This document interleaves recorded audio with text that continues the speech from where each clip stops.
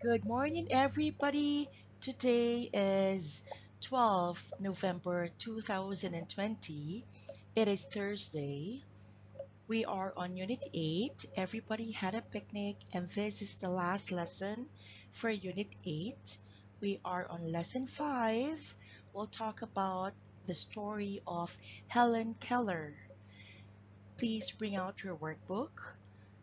We're going to have pages 49 and 50, as well as your pupil's book. Please open it to page 47. This is Miss Marlin, and I will be with you through today's discussion. These are the lesson objectives. First, read the new words presented. Second, read with comprehension the life of Helen Keller. And lastly, share their own thoughts about overcoming an obstacle in life. These are the vocabulary words that you will encounter for today's lesson. I will say the word, please repeat after me.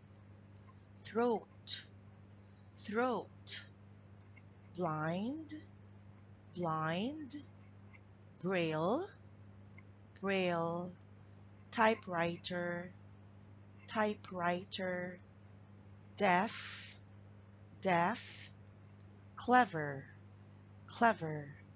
Again, please repeat after me. Throat, blind, braille, typewriter, deaf, clever. This is a picture of a throat. A throat is a front part of the neck. This man is blind. Blind means unable to see because of injury, disease, or a congenital condition. This is Braille alphabet.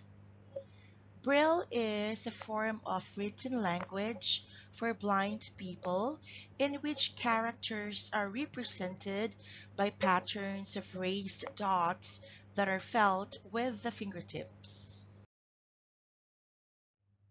This is a picture of a typewriter.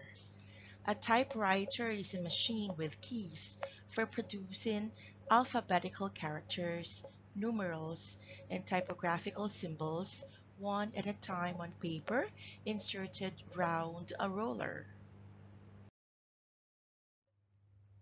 This girl is deaf. Deaf means unable to hear.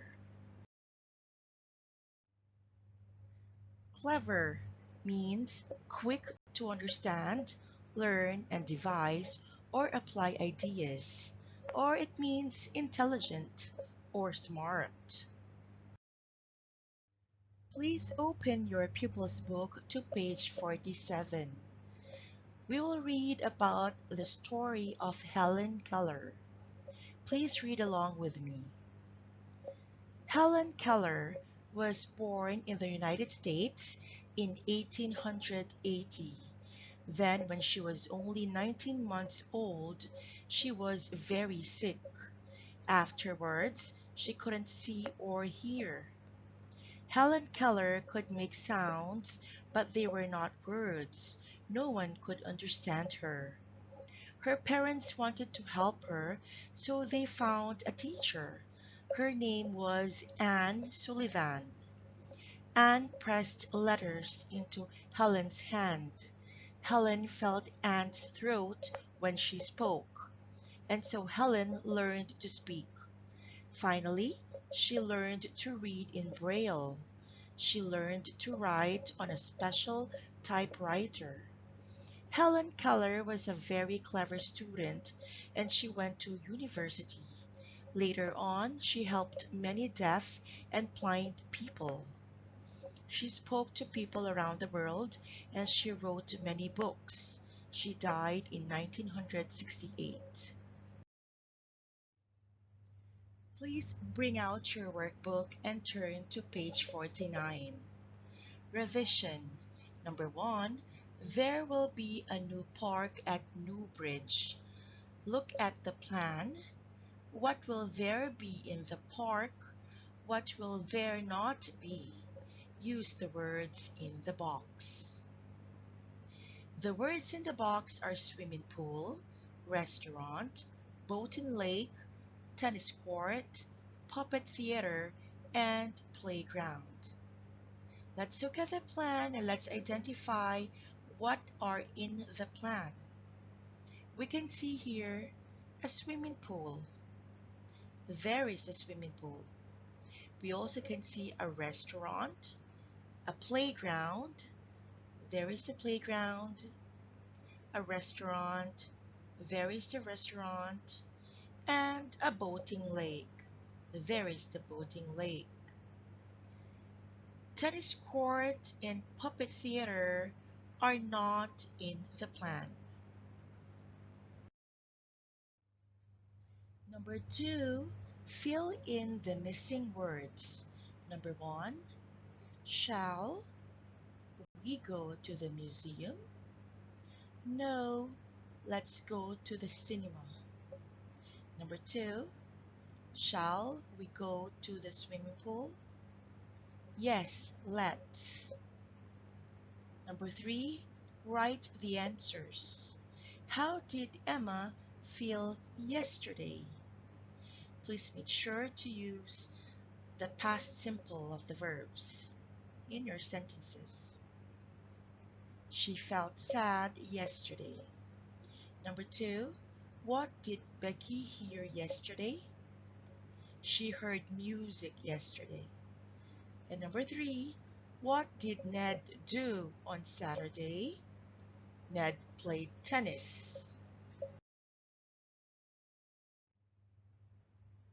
Moving on, please open your workbook to page 50. Number 4, write sentences. Use the words in the box. What do they eat and drink? These are the words in the box: much, many, and a lot of. Remember that we use much for uncountable nouns and we use many for countable nouns. Number 1, she eats a lot of bread. Number 2, he eats many bananas. Number 3, she doesn't eat many sweets. Number 4, they don't drink much cola. Let's move on to number 5. What are they saying? Use have to or don't have to. Let's observe the picture in number 1. It says here, be healthy, eat a lot of cheese. Let's make a sentence using have to or don't have to. Number 1 is, you have to stay healthy. Number 2, it says here, you can stay at home today, there's no school. So let's use don't have to or have to in a sentence.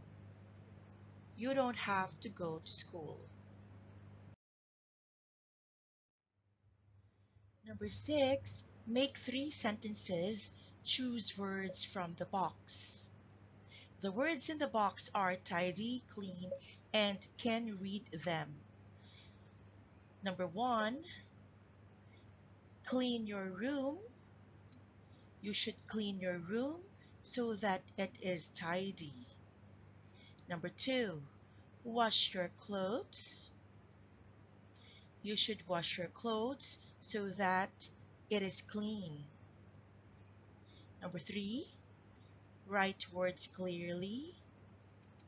You should write words clearly so that I can read them.